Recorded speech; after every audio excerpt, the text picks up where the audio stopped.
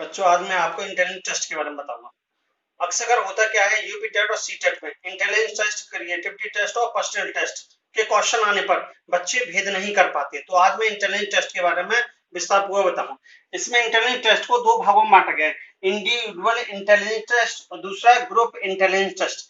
Individual intelligence test के लिए individual बराबर टेस्ट में इसमें व्यक्तिगत बुद्धि परीक्षण का अभिप्राय है जिसके द्वारा एक समय में एक व्यक्ति की बुद्धि की परीक्षा की जाती है। इसमें सबसे पहले विनय सामान्य बुद्धि परीक्षण आता है। विनय सामान्य बुद्धि परीक्षण ने 1905 में सबसे पहले यह टेस्ट बनाया। उन्होंने 3 से 15 वर्ष के बच्चों को लिया। प्रत्येक आयु के बच्चों के लिए 5 प्रश्न थे। 4 वर्ष के लिए 4 प्रश्न व 11 व 13 वर्ष के लिए एक भी नहीं थे। इन्होंने संशोधन किया 1908 में तथा 1911 में। इसके बाद स्टैनफोर्ड बिने स्केल जो कि 1916 में बनाया गया। इन्होंने 2 से 14 वर्ष के बच्चों के लिए लिया। प्रत्येक आयु के बच्चों के लिए 6 प्रश्न तथा केवल 12 वर्ष के बच्चों के लिए 8 प्रश्न और 13 वर्ष के लिए कोई प्रश्न नहीं था।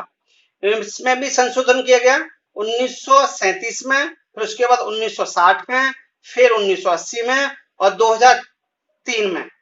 इसके बाद आता है बैचलर वैलेव्यू बुद्धि परीक्षण।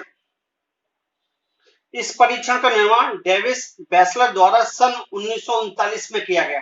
यह न्यूयॉर्क के वैलेव्यू अस्पताल में मनोचिकित्सक थे तथा स्टैनफोर्ड बिने स्केल से संतुष्ट नहीं थे। उन्होंने देखा था कि स्टैनफोर्ड बिने स्केल 1937 में वयस्कों की बुद्धि की मापन नहीं करता है। अतः सन 1939 में उन्होंने एक व्यक्तिगत बुद्धि परीक्षण का निर्माण किया जिससे वयस्कों की भी बुद्धि की मापन की जा सकती है, जिसे उसने नाम दिया बैचलर वैलेव्यू बुद्धि परीक्षण तथा बच्चों के लिए बुद्धि परीक्षण सन 1949 में बनाया। व्यक्तिगत अशाब्दिक परीक्षण इंडिविजुअल नॉन वर्बल टेस्ट, यह अशिक्षित मनुष्यों के लिए होता है। इसमें सबसे पहले आता है पोर्टियस भूल-भुलैया परीक्षण। यह 1924 में पोर्टियस महोदय द्वारा बनाया गया। यह परीक्षण 3 से 14 वर्ष तक के बालकों के लिए किया जाता है। इसमें एक कागज पर एक भूल-भुलैया चित्र बना होता है जिसमें अनेक रास्ते होते हैं तथा बिना भटके छोटे से छोटे तथा जल्दी से जल्दी मार्ग ढूंढना होता है। उसे ही बुद्धिमान समझा जाता है। जैसे कि अक्सर आप न्यूज़पेपर में देखते आते हैं, यहाँ पर गाय का बछड़ा है, यहाँ गाय है और उसको शीघ्रता से उस बछड़े के पास तक जाना है। दूसरा आता है भाटिया क्रियात्मक परीक्षण। भाटिया क्रियात्मक परीक्षण, यह परीक्षण सन 1955 में चंद्रमोहन भाटिया द्वारा किया गया। इस बैटरी में निम्नलिखित 5 सहायक परीक्षण हैं। सबसे पहले आता है कॉज ब्लॉक डिजाइन टेस्ट। दूसरा आता है अलेक्जेंडर पास अलांग परीक्षण। तीसरा है पैटर्न ड्राइंग टेस्ट। चौथा है तात्कालिक स्मृति परीक्षण। पांचवा चित्र रचना परीक्षण। कॉज ब्लॉक डिजाइन टेस्ट में सबसे पहले जो 1923 में इस परीक्षण में लकड़ी के एक वर्ग इंच के ब्लॉक होते हैं। कॉज द्वारा बनाए गए ब्लॉक में से बैटरी में शामिल किए गए हैं। ये 10 रंगीन डिजाइन कार्ड पर छपे होते हैं, अर्थात हर एक विषय का एक कार्ड जिस पर रंगीन डिजाइन बना होता है। रंगीन गुटों की सहायता से वैसे ही डिजाइन 10 विषयों में क्रमशः सरलता से जटिल होता है। लगे समय तथा त्रुटियों के आधार पर बुद्धि की माप की जाती है। अलेक्जेंडर पास अलोंग परीक्षण का निर्माण 1932 में हुआ था। इस परीक्षण में डॉक्टर भाटिया ने प्रारंभ में कुल 8 परीक्षण शामिल किए। पहले 4 परीक्षण के लिए 2 मिनट का समय तथा अंत में परीक्षण के लिए 3 मिनट का समय निर्धारित किया गया। तीसरा आता पैटर्न ड्राइंग टेस्ट। ये भाटिया के द्वारा किया गया। इसमें 8 कार्ड होते हैं तथा प्रत्येक कार्ड पर एक रेखा आकार बना होता है। इस आकार को देखकर विशेष आकार बनाना है। इसमें अभ्यर्थी को आरेख बगैर पेंसिल उठाए ही बनाना होता है। इसमें प्रथम 4 आरेख के लिए 2 मिनट समय है व अंतिम 4 आरेख के लिए 3 मिनट का समय होता है। नेक्स्ट आता है तात्कालिक स्मृति परीक्षण। इसमें कुछ अंक बोले जाते हैं, प्रयोजक उसको तुरंत ही दोहराता है जिससे उसकी तात्कालिक स्मृति का पता चलता है। पहला शिक्षित तथा अशिक्षित अभ्यर्थियों के लिए। नेक्स्ट आता है चित्र रचना परीक्षण। इस परीक्षण में कुल 5 विषय रहते हैं जो ग्रामीण जीवन से संबंधित होते हैं।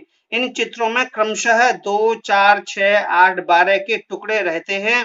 प्रयोज्य के सामने एक बार में एक चित्र के टुकड़े रखे जाते हैं और वह उन टुकड़ों को जोड़कर चित्र बनाता है। इस परीक्षण को व्यक्तिगत रूप से प्रकाशित करने में 1 घंटे का समय लगता है। बच्चों, अभी हमने भाटिया क्रियात्मक परीक्षण के 5 भाग पढ़े थे। अब आकार फलक परीक्षण। आकार फलक परीक्षण का निर्माण सैंगविन तथा गोडार्ड ने किया था। इस परीक्षण में एक तख्ता होता है जिसमें आयताकार, चतुर्भुज, गोलाकार आदि अनेक प्रकार के खाने बने होते हैं तथा उसी के अनुरूप लकड़ी के गुटके होते हैं जो उन खानों में फिट करने होते हैं। अंत में परीक्षार्थी को गुटकों को फिर से लगाने में लगा समय तथा गलतियों को नोटिस किया जाता है। फिर उसके आधार पर अंक ज्ञात किए जाते हैं। नेक्स्ट आता है मेरिल पामर ब्लॉक बिल्डिंग परीक्षण। इस परीक्षण में सैंगविन आकार फलक के अतिरिक्त ब्लॉक बिल्डिंग परीक्षण भी शामिल है। नीचे दिए चित्र में 4 वर्ष का बालकों की सहायता से एक ऐसा ढांचा बनाने का प्रयास कर रहा है जैसे परीक्षण ने बनाया है।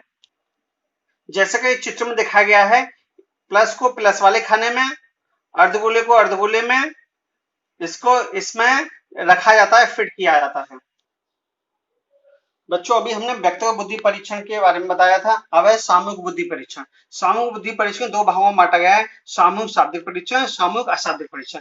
तो सामूहिक शाब्दिक परीक्षण में पहला आता है आर्मी अल्फा टेस्ट, जो कि 1917 में आर्थर एस ओटिस ने निर्माण किया था। इन परीक्षणों का निर्माण प्रथम विश्व युद्ध में अमेरिका के सैनिकों की जांच के लिए किया गया। इसका प्रयोग केवल शिक्षित मनुष्यों के ऊपर ही किया जाता है। इस परीक्षण के द्वारा कुशल विशेषज्ञ होने की क्षमता वाले, बड़े अफसर होने की क्षमता वाले तथा परीक्षण की आवश्यकता वाले लोगों के अलग अलग पता चल सका। सेकंड नंबर पर आता है आर्मी जनरल वर्गीकरण परीक्षण। यह भी आर्थर एस ओटिस ने 1919 में वर्गीकरण किया था।